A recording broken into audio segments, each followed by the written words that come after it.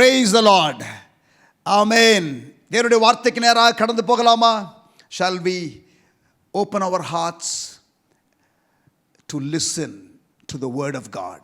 தேவனுடைய வசனத்தை கேட்பதற்கு நம்முடைய இருதயத்தை, நம்முடைய செவிகளை, நம்முடைய ஆவியை நாம் திறந்த நிலையிலே வைத்திருப்போம்.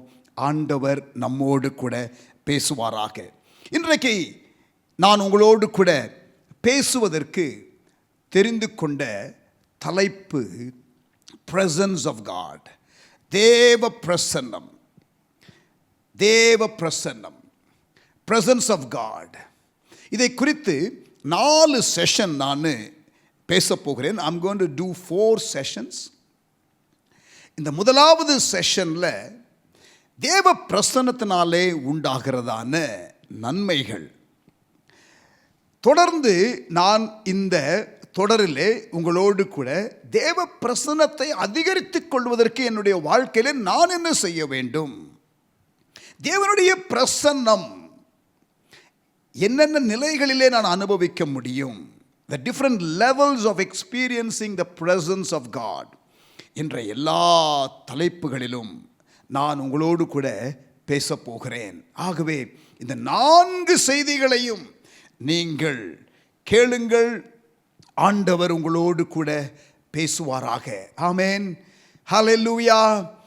இது உங்களை, இந்த செய்தியை நீங்கள் கேட்ட பிறகு தேவ சமூகத்துக்கு நேராக உங்களை எப்பொழுதுமே நீங்கள் வைத்துக் கொள்ளுகிற ஒரு அனுபவத்திற்குள்ளே இது உந்தி தள்ளுவதாக.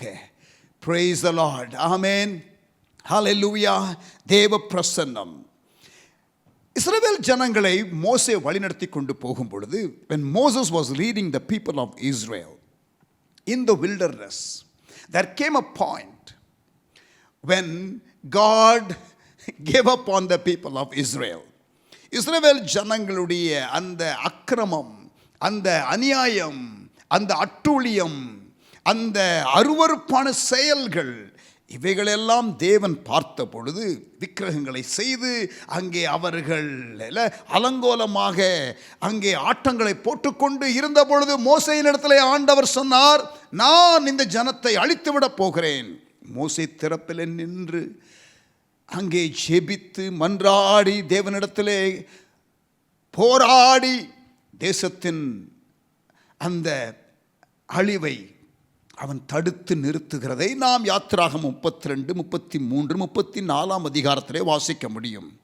ஆனால் அந்த தேவனோடு கூட மோசே பேசுகிற அந்த சம்பாஷணையிலே வருகிறதான ஒரு காரியம் என்னவென்றால், ஆண்டவர் சொல்லுகிறார், சரி மோசே, நான் உன்னை என்ன பண்ணுறேன், விட்டுறேன், நான் உன்னுடைய ஜனத்தையும் விட்டுறேன், நான் அவர்களை அழிக்க மாட்டேன், சரி நீ ஜெபம் பண்ணுற, மன்னிச்சிடுறேன், ஆனால் நான் கூட வரமாட்டேன் என்று சொல்லுகிறார். ஆனால் மோசே சொல்கிற, ஆண்டவரே, நாங்கள் எதனாலே விசேஷமானவர்கள், எதனாலே விசேஷமானவர்கள்? We are special only because of your presence, and if your presence is not there, Lord, there is no point. நீங்கள் எங்களுக்கு ஆசீர்வாதத்தெல்லாம் நீங்கள் கொடுக்கலாம் ஆண்டவரே, you can give us your presence, that is what we actually desire. நீங்கள் ப்ராமிஸ்லாம் நீங்கள் கொடுக்கலாம், இதை கொடுத்துட்றேன், அதை கொடுத்துட்றேன், நான் உன்னை கொண்டு போய் விட்டுறேன், நான் சொன்னதை செஞ்சிடறேன். இல்லை ஆண்டவரே, எனக்கு அதை விட உம்முடைய சமூகம் தான் வேணும். எத்தனை பேர் இப்படி சொல்ல முடியும்? நிறைய பேர் இப்போ பார்த்தீங்கன்னா, ஆண்டவரே நீங்கள் எனக்கு கொடுக்க வேண்டியதை கொடுத்துருங்க, ஆனால் நீங்கள் என் கூட வராதிங்க ஆண்டவரே அப்படின்னு தான் நிறைய பேர் இன்றைக்கு சொல்கிறவங்க எழும்பிட்டாங்க.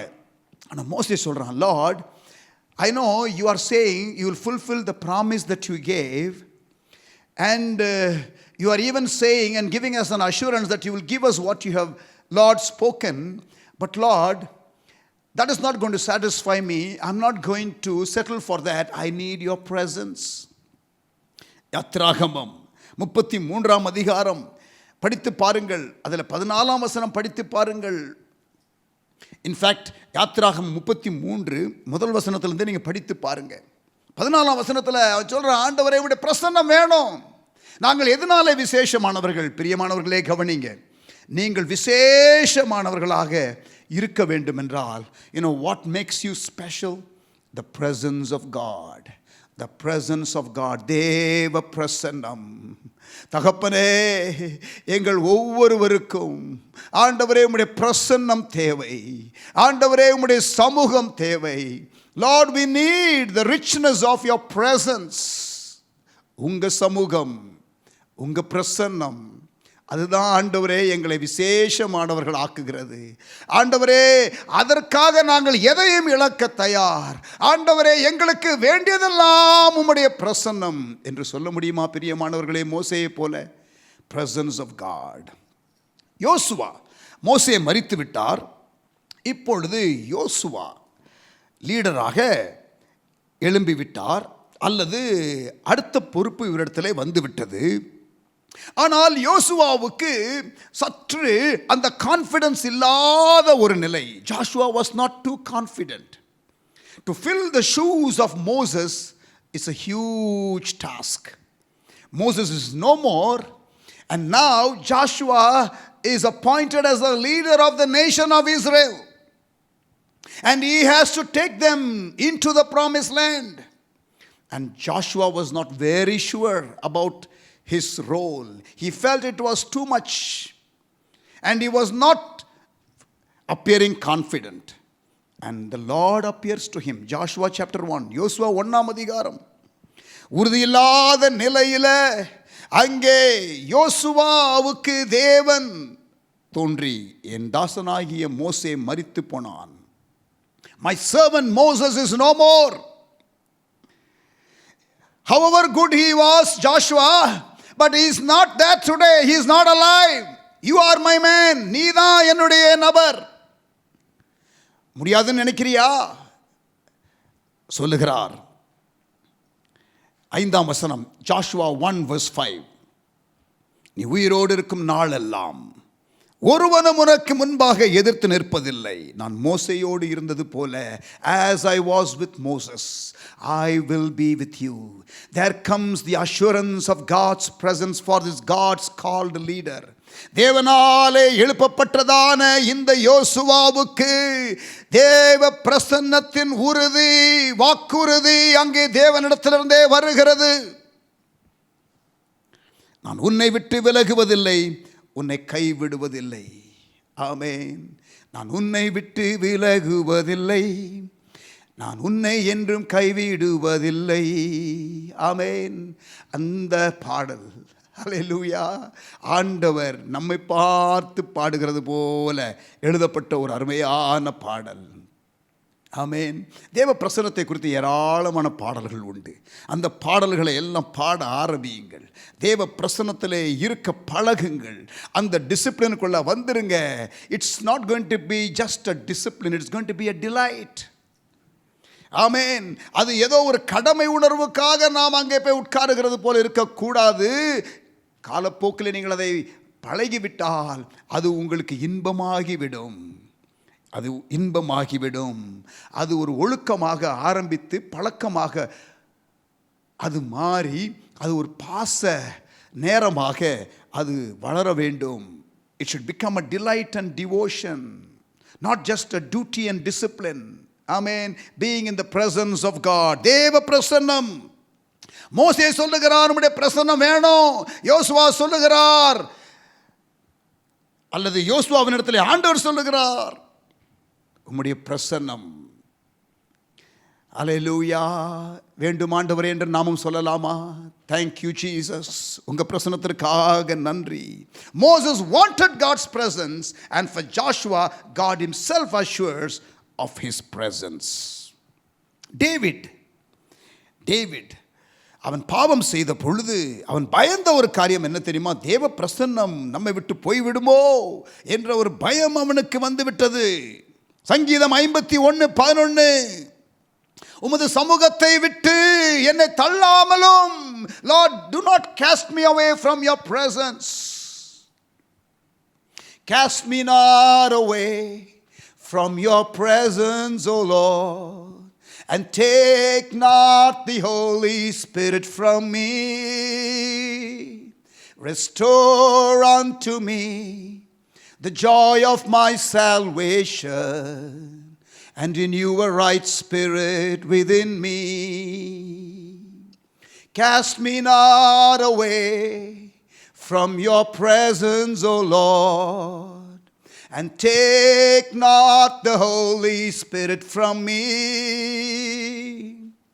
Restore unto me the joy of my salvation, and renew a right spirit within me. Cast me not away from your presence, O Lord.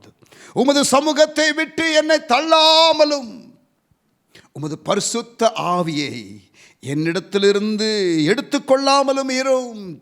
David pleads for the presence of God. Moses wanted the presence of God. God assures his presence to Joshua. சங்கீதம் 42 1-2 வசனங்கள். மானானது நீரோடையை வாஞ்சித்து கதறுவது போல தேவனே என் ஆத்துமா உம்மை வாஞ்சித்து கதறுகிறது. என் ஆத்துமா தேவன் மேல், ஜீவனுள்ள தேவன் மேலேயே தாகமாயிருக்கிறது.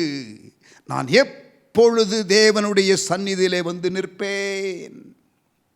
As the deer pants for the water, my soul longs for you, Lord. என்னுடைய ஆத்துமா உம்முடைய சமூகத்தை வாஞ்சிக்கிறது. மானானது நீரோடையை வாஞ்சிப்பது போல என் ஆத்துமா கதறுகிறது, உம்மை வாஞ்சிக்கிறது. அருமையான பாடல்ல. ஆமென். மானானது நீரோடையை வாஞ்சித்து கதறுவது போல தேவனே என் ஆத்துமா உம்மை வாஞ்சித்து கதறுகிறது. அந்த அனுபவத்தை தேவன் நமக்கு தருவாராக.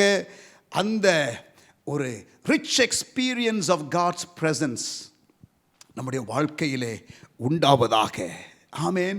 இந்த தேவ பிரசன்னம் உங்கள் வாழ்க்கையில் இருக்கும் பொழுது, when you have this presence of God, அது உங்களுக்கு என்ன செய்யும்? ஒரு 6 காரியத்தை மிக வேகமாக நான் சொல்லுகிறேன். கவனியுங்கள், எழுதிக் கொள்ளுங்கள், அதை நன்றாக தியானித்து நீங்கள் பாருங்கள். வசன குறிப்புகளையும் கொடுக்க போகிறேன். அந்த அனுபவம் தான் உங்களுக்கு வாழ்க்கையிலே உண்டாக வேண்டும். சங்கீதம் 16:11, Psalm 16 and verse 11.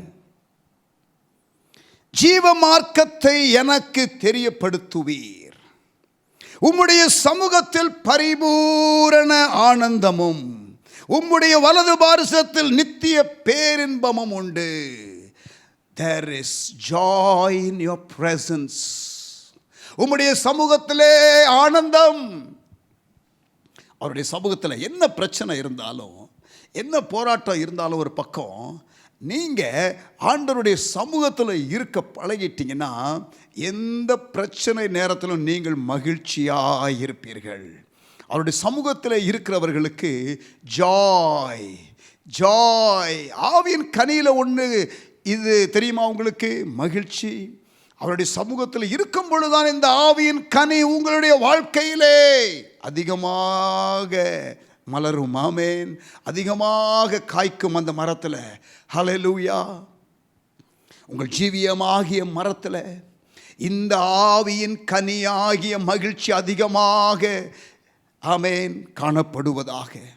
நீங்கள் அவருடைய சமூகத்திலே இருக்கும் பொழுது இந்த மகிழ்ச்சி ததும்பும்.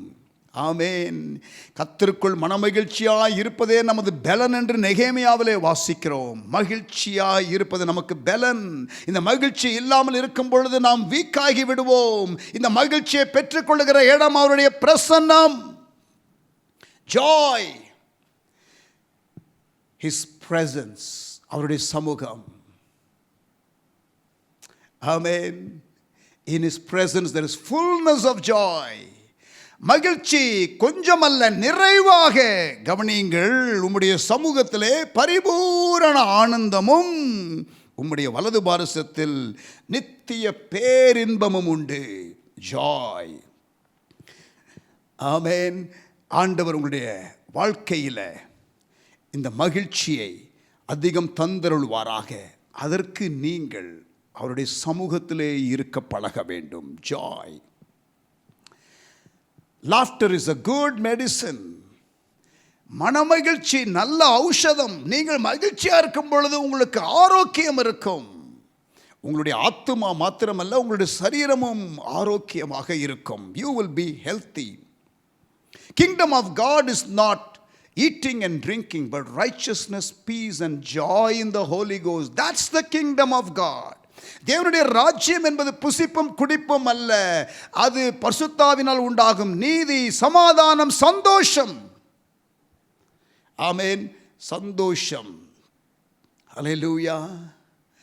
ஆண்டவர் உங்களுக்கு அதிகமான சந்தோஷத்தை தர விரும்புகிறார். ஆனால் நீங்கள் அவருடைய பிரசன்னத்திற்கு வர வேண்டும். You must come to his presence. ஆமென். தேவனுடைய பிரசன்னத்தை நம்முடைய வாழ்க்கையிலே அதிகரித்துக் கொள்வது எப்படி என்பதை நான் இந்த தொடரிலே உங்களோடு கூட கண்டிப்பாக பேசுவேன். ஆனால் இப்பொழுது இந்த முதல் செய்தியில உங்களோடு கூட நான் இந்த சமூகத்தினாலே, அவருடைய பிரசன்னத்தினாலே உண்டாகிற நன்மைகளை பேசிக் கொண்டிருக்கிறேன். இரண்டாவதாக சங்கீதம் 97:5. Psalm 97 and verse 5. சங்கீதம் 97:5. கர்த்தரின் பிரசன்னத்தினால், listen, கர்த்தரின் பிரசன்னத்தினால் பர்வதங்கள் மெழுகு போல உருகிற்று. In his presence hills melt like wax. பர்வதங்கள் மெழுகு போல உருகிவிடும். Problems will disappear. சர்வ பூமியினுடைய ஆண்டவரின் பிரசன்னத்தினாலேயே உருகி போயிற்று. அவருடைய பிரசன்னத்தில் மலை போன்ற பிரச்சனைகள் ஒன்றுமில்லாமல் போய்விடும். Oh, your problem could be as huge as a hill or a mountain, and you see that as a huge hindrance. But my Bible says when you are in the presence of God, the presence of God has the power and the ability to melt every problem that looks like a mountain for you. உங்களுக்கு மலை போன்று தோன்றுகிறதான பிரச்சனைகளை என் ஆண்டவர் அப்படியே ஒன்றுமில்லாமல் மெழுகு போல, they melt like wax, மெழுகு போல உருகிவிடும். நீங்கள் பயப்பட வேண்டிய அவசியமில்லை. கர்த்தருடைய சமூகத்திற்கு போய்விடுங்கள். Enter the presence of God. தேவ சமூகத்திற்குள்ளே போய்விடுங்கள்.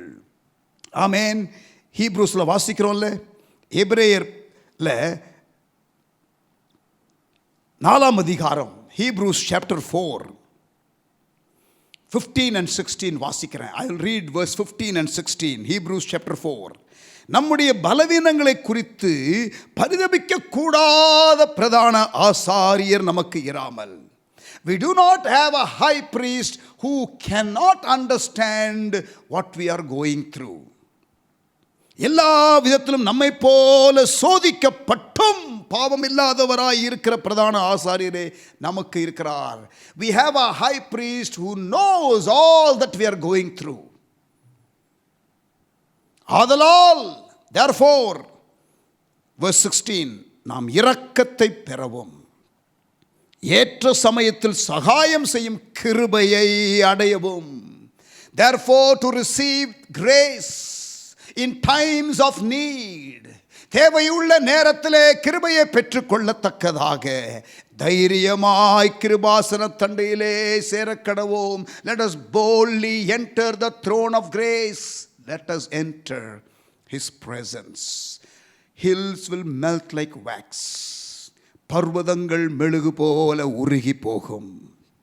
ஆமென். ஹல்லேலூயா. அவருடைய சமூகத்தினால உண்டாகிறத நன்மைகளை பாருங்கள். மகிழ்ச்சி, பிரச்சனைகள் மெழுகு போல கரைந்து போகும். முதலாவது மகிழ்ச்சி ததும்பும், நிறைவான மகிழ்ச்சி உண்டாகும். இரண்டாவது பிரச்சனைகள் மெழுகு போல கரைந்து போகும். ஆமென். மூன்றாவதாக பயத்தை நீக்கும். It removes fear. பயத்தை நீக்கும். மத்தேயு 14 அதிகாரம் 27 வசனம், லூக்கா 8 அதிகாரம் 50 வசனம், மார்க்கு 4 அதிகாரம் 40 வசனம். ஐ ரிப்பீட், மத்தேயு 14:27, லூக்கா 8:50, மார்க்கு 4:40. இந்த வசனங்களை எல்லாம் நீங்கள் படித்து பாருங்கள். இயேசு அவருடைய சீஷர்களுக்கு அல்லது ஒரு பிரச்சனையிலே இருக்கிறவர்களுக்கு அவருடைய வார்த்தையை சொன்னபோது நீங்கள் அங்கே கவனிக்கிற காரியம் என்ன? பயப்படாதிருங்கள். Fear not. When Jesus appears in the scene, he says, fear not. அவர் வரும்பொழுது உங்கள் சூழ்நிலையில் பயப்படாதிருங்கள் என்ற செய்திதான் வருகிறது. கொந்தளிக்கிற கடல், பயந்து போன சீஷர்கள். மத்தேயு 14:27, Jesus said, fear not, it's me. My presence is here. I am here. You don't have to fear. யவிரு என்ற ஜெபாலய தலைவன் தன்னுடைய மகள், 12 வயது மகள், சுகவீனமாக இருக்கும் பொழுது, மரணத்தோடு போராடி கொண்டிருக்கும் பொழுது அவன் வந்து இயேசு வந்து தொட்டு சுகமாக்கும்படி கேட்டான். இயேசுவும் வருகிறார், ஆனால் தாமதமாகிறது. There is a delay because the woman with the issue of blood for 12 years, she intervenes and she gets her miracle first. And because of the delay, அந்த தாமதத்தினாலே அந்த 12 வருடம் பெரும்பாடுள்ள ஸ்திரீ அவள் வந்து தொடும் பொழுது அங்கே அவள் சுகத்தை பெற்றுக்கொள்கிறாள். தாமதமாகிறது. யவிருவனுடைய மகள் மரித்து விட்டாள். The 12-year-old girl has died. வேலைக்காரர்கள் வந்து சொல்லுகிறார்கள், போதகரை வருத்தப்படுத்த வேண்டாம், உன் மகள் மரித்து விட்டாள். அப்பொழுது இயேசுவை பார்க்கும் பொழுது, இப்பொழுதுதான் அற்புதம் செய்திருக்கிறார். இந்த பக்கம் யவிரு தன்னுடைய வேலைக்காரனுடைய செய்தியை கேட்கும் பொழுது பயம் வருகிறது. இயேசுவை பார்த்த பொழுது இயேசு சொன்னார், fear not, just believe. அவருடைய பிரசன்னம் இருக்கும் பொழுது பயமில்லை, பயமில்லை, இயேசு என் துணை, பயமில்லை, இயேசு என் துணை, ஆஹா பயமில்லை, இயேசு என் துணை, பயமே இல்லை. ஆமென். பயமில்லை, இயேசுவின் சமூகம் இருக்கும் பொழுது. மார்க்கு 4:40. இது இன்னொரு சம்பவம். சீஷர்கள் படகிலே போய்கொண்டிருக்கிற வேளை இயேசுவும் கூட தான் இருக்கிறார். அப்பொழுது இயேசு எழுந்திருந்து, ஏன் பயப்பட்டீர்கள்? நான் இருக்கிறேனே கூட, ஏன் பயப்பட்டீர்கள் என்று கேட்கிறார். Jesus, when he is with you, God's presence, when that is there with you, you don't have to fear. If you know what it is to embrace the presence of God, friends, you don't have to live in fear. If you know what it is to tap into the presence of God, you don't have to be fearful. நீங்கள் பயத்திலே இருக்க வேண்டிய அவசியமில்லை. தேவனுடைய சமூகம் இன்னதென்று நீங்கள் அறிந்து கொண்டால், அதை உங்களுடைய வாழ்க்கையிலே பெற்றுக்கொள்ள பழகிவிட்டால், தேவ பிரசன்னத்திலே பழக்கப்பட்டு விட்டால், if you know what it is to practice the presence of God, you don't have to fear. ஆமென். பயப்பட மாட்டேன், நான் பயப்பட மாட்டேன், இயேசு என்னோடு இருப்பதினால், இயேசு என்னோடு இருப்பதினால் பயப்பட மாட்டேன், நான் பயப்பட மாட்டேன், இயேசு என்னோடு இருப்பதினால். Very true. வசனத்தில் சொல்லப்பட்ட காரியத்தை அழகா ஃபாதர் பாடியிருக்கிறார். ஆமென். பயம் நீங்கும், பிரச்சனைகள் மெழுகு போல உருகி போகும், மகிழ்ச்சி ததும்பும். நம்பர் 4, தேவ சமூகம் வரும் பொழுது உங்க ஜீவியம் மாறும். நீங்க மாறுவீங்க, சூழ்நிலை மாறும், பயம் போகும், மகிழ்ச்சி வரும். அதோடு கூட உங்க ஜீவியம் மாறும். சகேயு என்ற ஒரு மனிதன், ஊரை ஏமாத்துறவன், ஊரை இடிச்சு ஒலையில போடுறவன், அரசாங்க அதிகாரி, அதிகார துஷ்பிரயோகம் செய்கிறவன். ஆனால் இயேசு அவனை சந்திக்கும் பொழுது, a true encounter with Jesus, one who really meets with God and has the experience of his presence, ஜீவியம் மாறும், ஜீவியம் மாறும். Life will change. Life will be transformed. In a real way, if you know what it is to touch the presence of God, friends, your life will change. உங்க ஜீவியம் மாறும், உங்க ஜீவியம் மாறும். சகேயு சொன்னா, நான் யாரையாவது ஏமாத்தி இருந்தா 4 மடங்கு திருப்பி தரேன். எல்லாரையும் ஏமாத்தினவன் பிடுங்குற காக்கா இப்போ திருப்பி கொண்டு கொடுத்தா எப்படி இருக்கும்? அந்த மாதிரி ஆயிடுச்சு. 4 மடங்கு திருப்பி தரேன்னு சொல்லிட்டான். மாறுன்னு ஆண்டவர் சொன்னாரா? சொல்லலை. அவர் சமூகத்தில் கொஞ்ச நேரம் இருந்தான், மாறிட்டான். ஆண்டவருடைய சமூகத்தில் உண்மையாக இருக்கிறதான கர்த்தருடைய பிள்ளையே, கர்த்தருடைய தாசனே, நீங்கள் தேவ சமூகத்திலே மாத்திரம் உண்மையாய் நீங்கள் இருந்தால் உங்கள் ஜீவியம் மாறும். Your life will change. Samaria ஸ்திரீ, John chapter 4, earlier Zacchaeus, Luke chapter 19, லூக்கா 19ஆம் அதிகாரத்தில் சகேயு ஸ்டோரியை நம்ம படித்தோம். இப்பொழுது சமாரியா ஸ்திரீ, the Samaritan woman, John chapter 4, யோவான் 4ஆம் அதிகாரம். சமாரியா ஸ்திரீ, the woman of Samaria, ஜீவியம் மிகவும் மோசமான நிலையிலே இருந்த ஒரு பெண்மணி இயேசுவை சந்தித்த பொழுது அவருடைய ஜீவியத்திலே மாற்றம் உண்டானது. யாக்கோபு தேவ சமூகத்தில் இருந்த பொழுது அவனுடைய வாழ்க்கை மாறியது. ஏமாற்றுகிறவன் இப்பொழுது ஜாதிகளின் தகப்பனாகிவிட்டான். ஏசாயா தீர்க்கதரிசி தேவ சமூகத்திலே இருக்கும் பொழுது ஐயோ அதமானேன் என்று சொல்லி கதறி ஒரு பர்சனல் டிரான்ஸ்ஃபர்மேஷனுக்கு ஒப்பு கொடுக்கிறதை ஏசாயா 6ஆம் அதிகாரத்திலே வாசிக்கிறோம். Life change. முதலாவதாக மகிழ்ச்சி ததும்பும், joy overflows. Number 2, problems disappear. Number 3, fear will be gone. Number 4, life will change. Personal transformation. ஐந்தாவதாக, number 5, ஐந்தாவதாக, burden for lost. burden for lost. தேவ சமூகத்தில் இருக்கிறதான ஒரு கர்த்தருடைய பிள்ளை அவருடைய இருதயத்தின் ராகத்தையும் தாளத்தையும் அறிந்து கொள்ளாமல் இருக்க முடியாது. When you truly enter the presence of God, you will know his heartbeat. You will hear his heartbeat. அவருடைய இருதய துடிப்பை நீங்கள் கேட்க ஆரம்பிப்பீர்கள். ஒருவரும் கெட்டு போக கூடாது, யாவரும் ரட்சிக்கப்பட வேண்டும் என்று தேவனுடைய இருதயம் துடிக்கிறதே, அந்த ஆத்தும பாரத்தை நீங்கள் பெற்றுக் கொள்வீர்கள். You will receive burden for the lost.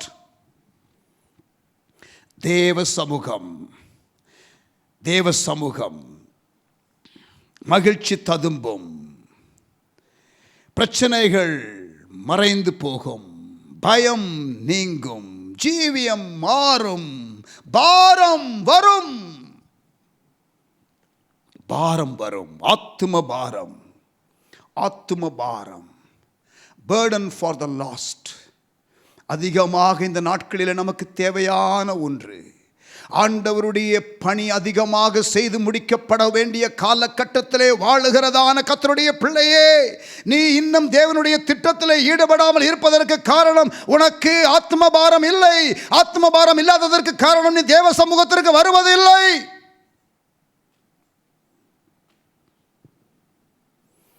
presence of God, தேவ பிரசன்னம், தேவ பிரசன்னம். ஆறாவதாக நீங்கள் தேவ சமூகத்திற்கு வரும் பொழுது உங்கள் கண்ணோட்டம் மாறும். your perspective will change. You will discover your potential. You will also discover your limitations or weakness. அது ஆக்சுவலாக 3 பாயிண்ட். 6வது என்று சொல்லுகிறேன், நீங்கள் அதை 7வது 8வது என்று கூட நீங்கள் பிரித்து கொள்ளலாம். 3 காரியங்கள் சொல்லுகிறேன். இந்த 6வது காரியத்தில் you will gain perspective. கண்ணோட்டம் வரும். You will gain perspective. சங்கீதம் 73 in Psalm 73, சங்கீதம் 73 சங்கீதக்காரன் புலம்புகிறான், ஆசாப் புலம்புகிறான், துன்மார்க்கனாகிய அவர்கள் நன்றாக இருக்கிறார்கள், நான் தானே கஷ்டப்படுறேன். ஆனால் சொல்றான் கடைசியா, அவருடைய பரிசுத்த பர்வதத்திற்குள் நான் நுழைந்த பொழுது, when I entered the sanctuary of God, when I entered the presence of God, I saw their end. Perspective, கண்ணோட்டம். The wicked seem to be doing well. I am the one who is struggling. நான் தான் கஷ்டப்படுறேன், அவன் நல்லா இருக்கானே என்ற எண்ணம் வருகிறது இல்லையா? ஆனால் தேவ சமூகத்திற்கு போகும் பொழுது ஆண்டவர் ஒரு கண்ணோட்டத்தை கொடுத்தார். சங்கீதம் 73, Psalm 73. The Lord gave perspective. Their end is destruction. But you and I are going to enter glory. Amen. மகிமைக்குள்ளே பிரவேசிக்க போகிறோம். சங்கீதம் 73. And that perspective will be gained only when we are in the presence of God. Perspective. Amen. We discover our potential in the presence of God. தேவ சமூகத்தில் இருக்கும் பொழுது நம்முடைய சத்துவத்தை புரிந்து கொள்ளுகிறோம். ஆமென். யோவான் 1ஆம் அதிகாரத்தில் முதல்ல பேதுருவை ஆண்டவர் பார்க்கும் பொழுது, நீ கேபாவாக இருக்கிறாய், நீ பேதுருவாய் இருப்பாய். You are like a read, ஒரு நாணலை போல தடுமாறி கொண்டிருக்கிறவன், நான் உன்னை ஒரு உறுதியான பாறையாக நான் மாற்றுவேன். You will become this. கடைசியில் புதிய ஏற்பாட்டு தூண்களிலே ஒருவராக பேதுரு வந்தார். I will make you fishers of men. நான் உன்னை யாராக இருக்க மாற்ற முடியுமோ நான் மாற்றுவேன். I will make you fishers of men. கிதியோனே, இருக்கிற பலத்தோடே போ, அனுப்புகிறவர் நான் அல்லவா, it is me, from my presence you are going. உனக்கு இருக்கிற சத்துவம் வேற லெவல். நீ உன்னுடைய ஓன் சத்துவத்தை நீ நம்பிக்கொண்டிருக்கிறாய். You will discover your potential when you are in the presence of God. தேவ சமூகத்திலே நீங்கள் இருக்கும் பொழுது உங்களுடைய சத்துவத்தை, you will know who you are, you will know who your God is, and you will know who the enemy is, and therefore you will rise up with the God-given strength and do the thing that God can do through you. David ஒரு ஆமி செய்யாததை, ஒரு இராணுவம் செய்யாததை ஒரு தனி மனிதன் செய்தான். What a regular army could not do, an individual did it, because he knew who he was, his potential in God. தேவனுக்குள் தன்னை யார் என்று அறிந்து கொண்டான். தேவ சமூகத்தில் இருக்கிறவன் தாவீது. ஆமென். நம்முடைய பலவீனம் தெரியும், நம்முடைய குறைகள் தெரியும். ஏசாயா 6ஆம் அதிகாரம், ஐயோ அதமானேன். In his presence we discover our weakness, we discover our potential, we gain perspective. கண்ணோட்டம் மாறும், பலவீனங்கள் வெளிப்படும், பலனும் சத்துவமும் வெளிப்படும். ஆமென். ஹல்லேலூயா. 6 காரியங்கள் சொன்னேன்.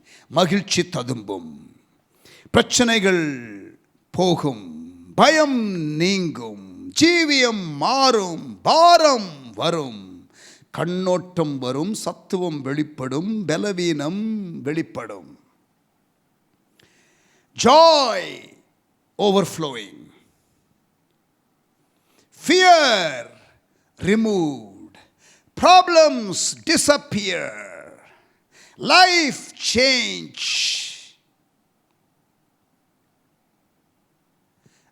burden for the lost, and finally we gain perspective, we discover potential, and we also discover our limitations and our weaknesses. Amen. எத்தனை பேருக்கு தேவ பிரசன்னம் வேணும்? How many of you want the presence of God? It's a powerful dynamic. உங்களுக்கும் எனக்கும் தேவன் எல்லாவற்றையும் உண்டாக்கின சர்வ வல்லமையுள்ள தேவனுடைய பிரசன்னத்தை வாக்கு பண்ணுகிறார் என்றால் எத்தனை பெரிய பாக்கியம். அதனால் தான் நாம் விசேஷமானவர்கள். That is why we are special. மோசே சொன்னார் இல்லையா? Amen. Hallelujah. What it does to your enemy when you have the presence of God.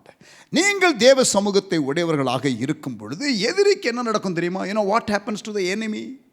அதை பார்த்து முடிக்கலாம். Because that is very very interesting. அது மிகவும் சுவாரஸ்யமான ஒரு காரியம். யாத்திராகமம் 14ஆம் அதிகாரம். யாத்திராகமம் 14ஆம் அதிகாரம், எக்ஸோடஸ் சாப்டர் 14. இஸ்ரவேல் ஜனங்கள் செங்கடலை கடக்கிற சம்பவம். இஸ்ரவேலர்கள் செங்கடலை கடக்கிற சம்பவம். அப்பொழுது பார்வோனின் ரதங்கள், எகிப்தின் ரதங்கள் துரத்தி கொண்டு வருகிறது. செங்கடலை தேவன் பிளக்கிறார். அந்த ஸ்டோரியை முழுவதுமாக பார்க்கிறதற்கு இப்பொழுது நேரம் இல்லை. ஆனால் உங்களுக்கு அந்த ஸ்டோரி தெரியும். செங்கடல் ரெண்டாக பிளக்கிறது. மோசே கோலை நீட்டின பொழுது இஸ்ரவேல் ஜனங்கள் அங்கே அந்த மிராக்குலஸ் பாத் ஒன்று திறக்கப்பட்டதே, அதன் வழியாய் அவர்கள் பிரவேசிக்கிறார்கள். பிரவேசிக்கும் பொழுது எகிப்தின் இராணுவமும் பின்னால் சேஸ் பண்ணிக்கிட்டே வருது. வரும் பொழுது கவனிங்க, யாத்திராகமம் 14ஆம் அதிகாரம், when the enemy is following suit, when the Israelites step into the divinely opened path, கடல் ரெண்டாக பிளந்து அவர்கள் கடந்து போகும் பொழுது உறவு இருக்கிறவர்கள் செய்கிறத உறவு இல்லாதவங்க செஞ்சாங்கன்னா தொலைஞ்சாங்க. கவனிங்க, இப்போ பாருங்க, யாத்திராகமம் 14:24, கிழக்கு வெளுத்து வரும் ஜாமத்தில், எக்ஸோடஸ் 14:24, கிழக்கு வெளுத்து வரும் ஜாமத்தில் கர்த்தர் அக்கினியும் மேகமுமான ஸ்தம்பத்தில் இருந்து எகிப்தியரின் சேனையை பார்த்து அவர்கள் சேனையை கலங்கடித்து, God was doing something. எதிரியின் சேனை கலங்கடிக்கப்படுகிறது. அவர்களுடைய ரதங்களில் இருந்த உருளைகள் கழலவும், the huge wheels in the chariots of the Egyptian army. ரதங்கள், பல ரதங்கள், ஆயிரக்கணக்கான ரதங்களை உடையதான அந்த mighty army of Egypt வருகிறார்கள் அல்லவா. அதுதான் அவருடைய ஸ்ட்ரெங்க்த்து. எது? அந்த ரதங்கள். அந்த பெரிய பெரிய வீல்ஸில் பெரிய பெரிய கத்தி இருக்கும். எதிரினுடைய கேம்புக்குள்ளே ஓட்டிகிட்டு போனாங்கன்னா அது அந்த குதிரை மெரித்து அந்த சேரியட்டு அந்த வீல்ஸ் எல்லாம் பட்டு சாகிறவர்கள் கொஞ்சம் பேர். ஆனால் சைடில் இருக்கிறவர்கள் அந்த கத்தி பட்டு பீஸ் பீஸாக வெட்டப்படுவார்கள். அந்த ரதங்கள் வருகிறது. அவருடைய ரதங்களிலிருந்து உருளைகள் கழலவும், அந்த வீல்ஸ் எல்லாம் அப்படியே ஆடுகிறது, கலண்டு போகிறது. அவர்கள் தங்கள் ரதங்களை வருத்தத்தோடு நடத்தவும் பண்ணினார். God was doing something அங்க. அப்பொழுது கவனிங்க, அப்பொழுது எகிப்தியர் இஸ்ரவேலரை விட்டு ஓடி போவோம், கர்த்தர் அவர்களுக்கு துணை நின்று எகிப்தியருக்கு விரோதமாக யுத்தம் பண்ணுகிறார். The Lord is fighting for the people of Israel. அவர்களோடு தேவன் இருக்கிறார் என்பதை இவர்கள் சொல்லுகிறார்கள். Listen, when you have the presence of God, when the enemy sees the presence of God, let me tell you, the enemy can see the presence of God in your life, if it is there. எதிரிக்கு தேவனுடைய சமூகம் உங்களுக்கு இருக்குங்கிறத பார்க்க முடியும். அந்த விதத்திலே உங்களுடைய லைஃப்ல presence of God இருக்கணும்.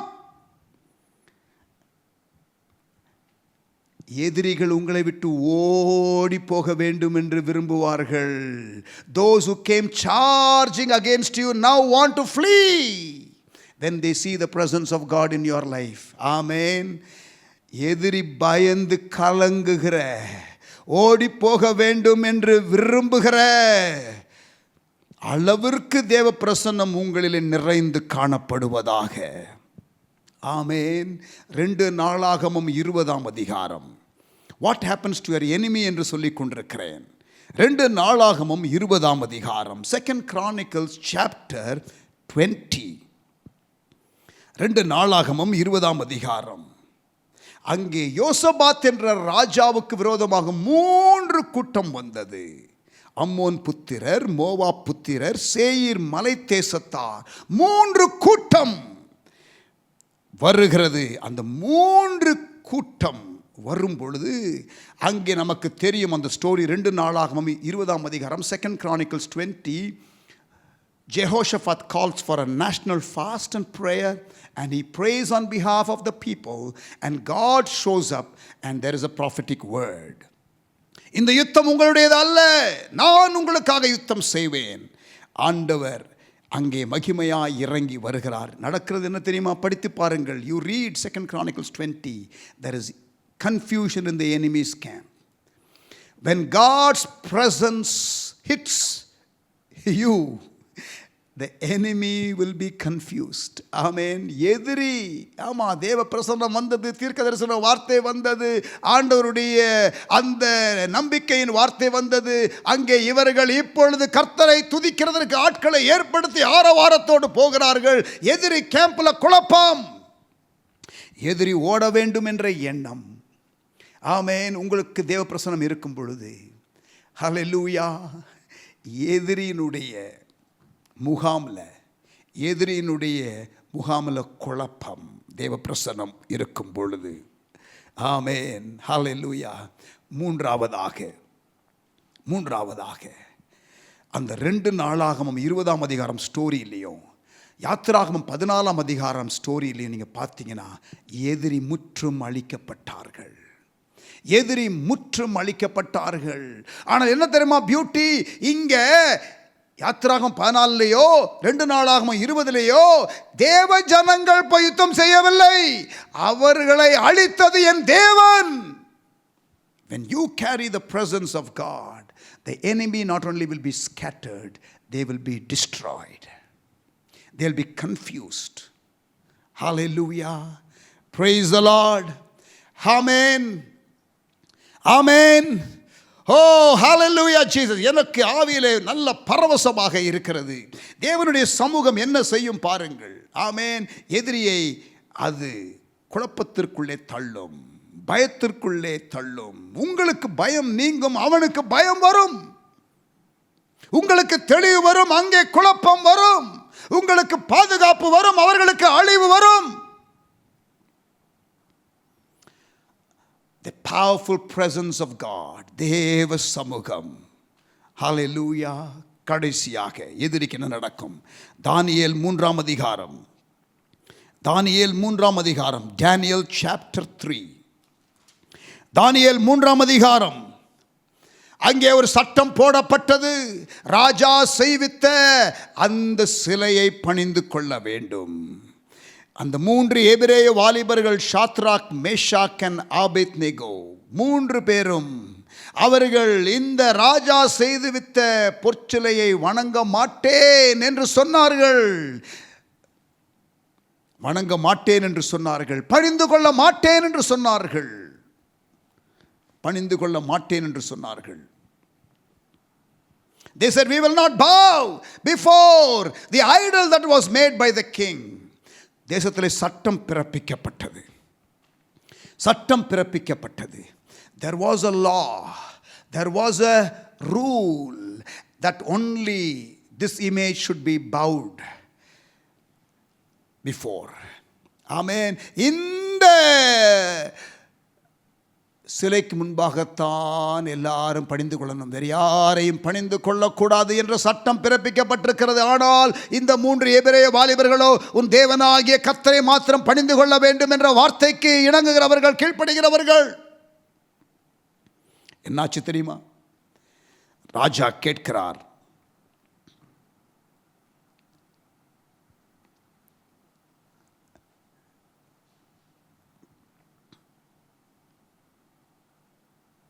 நேபுகாத்நேச்சாரே,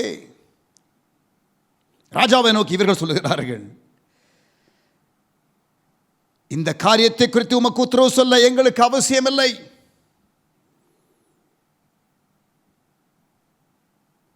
ஏனென்றால் ஏற்கனவே நேபுகாத்நேச்சார் என்ன கேட்டிருக்கிறார்? நேபுகாத்நேச்சார் அவர்களை நோக்கி 14ஆம் வசனம், Daniel 3:14, ஷாத்ராக், மேஷாக், ஆபேத்நேகோ என்பவர்களே, நீங்கள் என் தேவர்களுக்கு ஆராதனை செய்யாமலும், லுக் அட் த சேலஞ்ச், நான் நிறுத்தின பொற்சிலையை பணிந்து கொள்ளாமலும் இருந்தது மெய்தானா? Is it true that you said you won't bow before the idol that I, the king, made? இப்போதும், even now, எக்காளம், நாகசுரம், கின்னரம், வீணை, சுரமண்டலம், தம்புரு முதலான சகலவித கீத வாக்கியங்களின் சத்தத்தையும் நீங்கள் கேட்கும்போது, one more time, I am giving you an opportunity to submit to my law.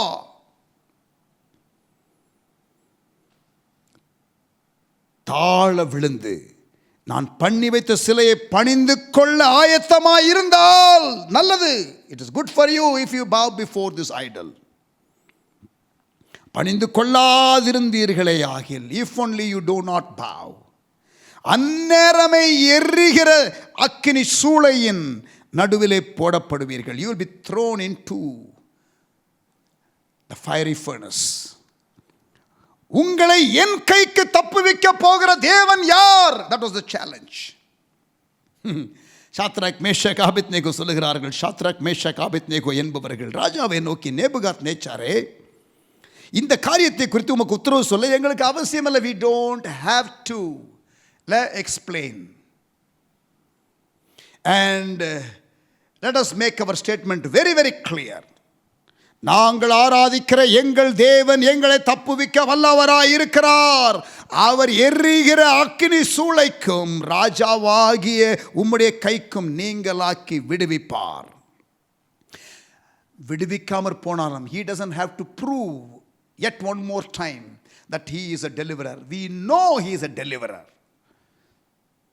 அவர் எங்களை விடுவிக்கிறவர் என்பதை வெளிப்பாடாக அறிந்திருக்கிறோம். அவர் எங்களுக்கு விடுவித்து ப்ரூவ் பண்ண வேண்டிய அவசியம் இல்லை. செத்தாலும் சாவமே தவிர உங்களுடைய சிலைக்கு நாங்கள் கும்பிடு போடுவது இல்லை. விடுவிக்காமற் போனாலும் நாங்கள் உம்முடைய தேவர்களுக்கு ஆராதனை செய்வதும் இல்லை. நீர் நிறுத்தின பொற்சிலைகளை பணிந்து கொள்ளுவதும் இல்லை என்கிறது. ராஜாவாகி உமக்கு தெரிந்திருக்க கடவது. Know this one thing, sir. Our God is able to deliver. But let me tell you, even if he does not deliver, we are not going to bow before the idol that you have made. அப்பொழுது நேபுகாத் நேச்சாருக்கு கடும் கோபம். he was burning with anger. Shadrach Meshach Abednego என்பவர்களுக்கு விரோதமாய் அவருடைய முகம் வேறுபட்டது. சூளையை சாதாரணமாய் சூடாக்குவதை பார்க்கிலும் 7 மடங்கு அதிகமாய் சூடாக்கும்படி உத்தரவு கொடுத்து, come on guys, these guys are too rebellious, இவங்க ரொம்ப எதிர்க்கிறானுங்க, நெருப்பை 7 மடங்கு அதிகமாக்கு. increase the fire, its intensity 7 times more. அப்பொழுது அவர்கள் தங்கள் சால்வைகளோடும் நிசார்களோடும் பாகைகளோடும் மற்ற வஸ்திரங்களோடும் கட்டப்பட்டு they were tied, எரிகிற அக்கினி சூளையின் நடுவிலே போடப்பட்டார்கள். they were thrown into the fiery furnace. ராஜாவின் கட்டளை கடுமையாக இருந்தபடியினாலும் சூளை மிகவும் சூடாக்கப்பட்டிருந்தபடியினாலும் அக்கினி ஜுவாலையானது. இதெல்லாம் இருந்தாலும் ஷாத்ராக் மேஷாக் ஆபேத்நேகோ என்பவர்களை தூக்கி கொண்டு போன புருஷரை கொன்று போட்டது. கவனிங்க, அவ்வளவு சூடாக இருந்ததுனால தூக்கி போனாங்க தெரியுமா, அவங்க கருகி போயிட்டானுங்க. ஷாத்ராக் மேஷாக் ஆபேத்நேகோ என்னும் அந்த 3 புருஷரும் கட்டுண்டவர்களாய் எரிகிற அக்கினி சூளையின் நடுவிலே விழுந்தார்கள். they were thrown. அப்பொழுது ராஜாவாகிய நேபுகாத் நேச்சார், கவனிங்க, now the king looks at the fire. இவங்க அப்படியே சாம்பலாக போகிறதை பார்க்க அவர் அங்கே இருந்தார். பிரமித்து தீவிரமாக எழுந்திருந்து தன் மந்திரிமார்களை எல்லாம் கூப்பிட்டு 3 புருஷரை அல்லவோ கட்டுண்டவர்களாக அக்கினியிலே போடுவித்தோம். did we not throw 3 people inside? just to clarify my little doubt.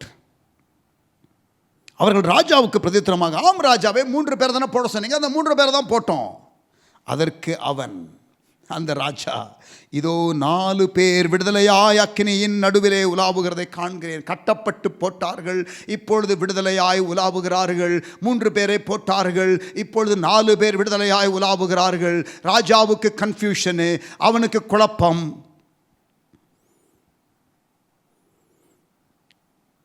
நாலு பேர் விடுதலையாய் அக்கினியின் நடுவிலே உலாவுகிறதை காண்கிறேன். அவர்களுக்கு ஒரு சேதமும் இல்லை, ஒரு சேதமும் இல்லை. 4ஆம் ஆளின் சாயல் தேவபுத்திரனுக்கு ஒப்பாய் இருக்கிறது. வாவ், தேவபுத்திரனுக்கு ஒப்பாய் இருக்கிறது. Son of God. ஹல்லேலூயா. இயேசு பிறப்பதற்கு முன்பதாக பழைய ஏற்பாட்டிலே தோன்றின பல பகுதிகளிலே இதுவும் ஒன்று. ஆமென். we call this Christophany in theological terms. கிறிஸ்து அவதாரமானது பழைய ஏற்பாட்டில். இங்கே பாருங்க, தேவகுமாரனுடைய சாயலுக்கு ஒப்பாக அங்கே இந்த 3 எபிரேய வாலிபர்கள் நடுவிலே தேவன் இருக்கிறார். God in the midst of his people. உபத்திரவத்தின் குகை, உபத்திரவத்தின் பாதை வழியாக ஒருவேளை நாம் இந்த நாட்களிலே போக வேண்டியது இருக்கும் பிரியமானவர்களே. பட் யூ நோ வாட், ஆண்டவருக்கு காம்ப்ரமைஸ் பண்ணாமல் வாழ்ந்தால் தேவ பிரசன்னம் உங்களோடு கூட இருக்கும். அந்த தேவ பிரசன்னத்தை உங்களை உபத்திரவப்படுத்துகிறவர்கள் பார்ப்பார்கள். உங்கள் நடுவிலே தேவன் இருக்கிறதை அவர்கள் கண்கள் காணும். Hallelujah, praise the Lord, amen. அப்பொழுது நேபுகாத்நேச்சார் எரிகிற அக்கினி சூளையின் வாசலண்டைக்கு வந்து உன்னதமான தேவனுடைய தாசராகிய ஷாத்ராக், மேஷாக், ஆபேத்நேகோ என்பவர்களே, look at the respect that the king has begun to give for these three young boys. உன்னதமான தேவனுடைய தாசராகிய ஷாத்ராக், மேஷாக், ஆபேத்நேகோ என்பவர்களே, நீங்கள் வெளியிலே வாருங்கள். தேவ பிரசன்னம் உங்களோடு கூட இருக்கிறதை பார்த்தேன். தேவ பிரசன்னம் உங்களோடு கூட இருக்கிறதை பார்த்தேன். வெளியில வாங்க. அப்பொழுது ஷாத்ராக், மேஷாக், ஆபேத்நேகோ என்பவர்கள் அக்கினியின் நடுவிலிருந்து வெளியே வந்தார்கள். they came out of the fire. இவர் உள்ள போய் கூப்பிட போயிருந்தாருன்னா இவர் சாம்பலாயிருப்பார். ஆமென். தேசாதிபதிகளும் அதிகாரிகளும் தலைவரும் ராஜாவின் மந்திரிகளும் கூடி வந்த அந்த புருஷனுடைய சரீரங்களின் மேல் அக்கினி பலம் செய்யாமலும் அவருடைய தலைமயிர் கருகாமலும் உள்ள அவருடைய முடி கூட கருகல. சொல்லுவாங்க தெரியுமா, ஒரு ஹேரும் பிடுங்க முடியாதுன்னு. ஆமென். அந்த மாதிரி ஆயிடுச்சு. ஹல்லேலூயா, பிரைஸ் தி லார்ட், ஆமென். அந்த புருஷருடைய சரீரங்கள் மேல் அக்கினி பலம் செய்யாமலும் அவருடைய தலைமயிர் கருகாமலும் அவருடைய சால்வைகள் சேதப்படாமலும் அக்கினியின் மனம் அவரிடத்தில் வீசாமலும், even the smell of fire was not there. கர்த்தர் பாதுகாத்த டோட்டல் ப்ரொடெக்ஷன் தான். ஆமென் சொல்லுங்க, ஆமென். உபத்திரவத்தை கண்டு பயப்படக்கூடாது பிரியமானவர்களே. Don't compromise, God will be with you. Amen. If you take a stand for God, He will stand with you. Take a stand for God, He will stand with you. Take note of this statement. நீங்கள் ஆண்டவருக்காக நின்றால் அவர் உங்களோடு கூட நிற்பார். ஹல்லேலூயா. இந்த உபத்திரவத்தின் நாட்களிலே, ஆமா, நிறைய கோணங்களிலே எதிர்ப்புகள், தடைகள், நெருக்கங்கள், பாடுகள் வரும். ஆனால் நீங்கள் உறுதியாக இருக்க வேண்டும். தேவன் உங்களோடு கூட இருப்பார். தேவ பிரசன்னம் இன்னும் அதிகரிக்கும். எதிரிகள் பார்க்கிற அளவுக்கு பிரசன்னம் அதிகமாகும். எதிரிகள் பார்க்கிற அளவுக்கு பிரசன்னம் அதிகமாகும். ஆமென். ஹல்லேலூயா, praise the Lord. அப்பொழுது 28ஆம் வசனம், Daniel chapter 3 and verse 28. அப்பொழுது ஷாத்ராக், மேஷாக், ஆபேத்நேகோ என்பவர்கள் வெளியிலே கொண்டு வரப்பட்ட உடனே Nebuchadnezzar வசனித்து, here is the statement of Nebuchadnezzar. When Shadrach, Meshach and Abednego came out of the fiery furnace without being harmed. சொல்லுகிறதை கவனியுங்கள். 28ஆம் வசனம், ஷாத்ராக், மேஷாக், ஆபேத்நேகோ என்பவருடைய தேவனுக்கு ஸ்தோத்திரம். மை குட்னஸ், இங்க பாருங்க, சில செஞ்ச ஆளு இப்ப ஷாத்ராக், மேஷாக், ஆபேத்நேகோ என்பவருடைய தேவனுக்கு ஸ்தோத்திரம் என்று சொல்லுகிறான். எதிரி வாயில துதி வர வேண்டும் என்றால் உங்க வாழ்க்கையில தேவ பிரசன்னம் இருக்க வேண்டும். எதிரி வாயில தேவனுடைய துதி வர வேண்டும் என்றால் உங்கள் வாழ்க்கையில தேவ பிரசன்னம் இருக்க வேண்டும். ஷாத்ராக், மேஷாக், ஆபேத்நேகோ என்பவருடைய தேவனுக்கு ஸ்தோத்திரம். அவர்கள் தங்களுடைய தேவனை தவிர, look at the statement of Nebuchadnezzar, அவர்கள் தங்களுடைய தேவனை தவிர வேறு ஒரு தேவனையும் சேவித்து பணியாமல், look at the testimony that these three Hebrew boys are getting from a heathen king. அவர்கள் தங்களுடைய தேவனை தவிர வேறு ஒரு தேவனையும் சேவித்து பணியாமல் அவரையே நம்பி ராஜாவின் கட்டளையை தள்ளி, யார் அந்த ராஜா? இப்ப ஸ்டேட்மெண்ட் விடுறாரு, இவர்தான் சொல்றாரு, ராஜாவின் கட்டளையை தள்ளி தங்கள் சரீரங்களை ஒப்பு கொடுத்ததினால் அவர், யாரு அந்த தேவன், தமது தூதனை அனுப்பி தம்முடைய தாசரை விடுவித்தார். உங்களை குறித்து டெஸ்டிமனி நீங்க சொல்றது இல்ல சார், உங்களை குறித்து உங்க எதிரி டெஸ்டிமனி சொல்லணும் பிரதர். 29ஆம் வசனம், ஆதலால் therefore look at the decree, new decree. இப்போ புது சட்டம் வருது. ராஜா புது சட்டம் போடுறாரு. ஷாத்ராக் மேஷாக் ஆபேத்நேகோ என்பவருடைய தேவனுக்கு விரோதமாக, அந்த தேவனுக்கு விரோதமாக, ஷாத்ராக் மேஷாக் ஆபேத்நேகோ என்பவர்களுடைய தேவனுக்கு விரோதமாக தூஷண வார்த்தை எவனாவது பேசுனீங்க, தூஷண வார்த்தையை சொல்லுகிற எந்த ஜனத்தானும் எந்த ஜாதியனும் அவன் எவனு பார்க்க மாட்டான். எவனாக இருந்தாலும் எந்த பாஷைக்காரனாக இருந்தாலும் துண்டித்து போடப்படுவான். என்னது? துண்டித்து போடப்படுவான். கைமா பண்ணிடுவேன்ட்டார். யார்? ராஜா. டேய் இதை பாருங்க, நியூ ரூல் போடுறேன். இந்த ஷாத்ராக் மேஷாக் ஆபேத்நேகோ என்பவருடைய தேவனுக்கு விரோதமாக மட்டும் எவனாவது பேசுனீங்க, தொலைஞ்சிங்க, உங்களை பீஸ் பீஸ் ஆக்கிடுவேன்ட்டார். ஹல்லேலூயா. எப்படிங்க மாற்றம் வந்துச்சு?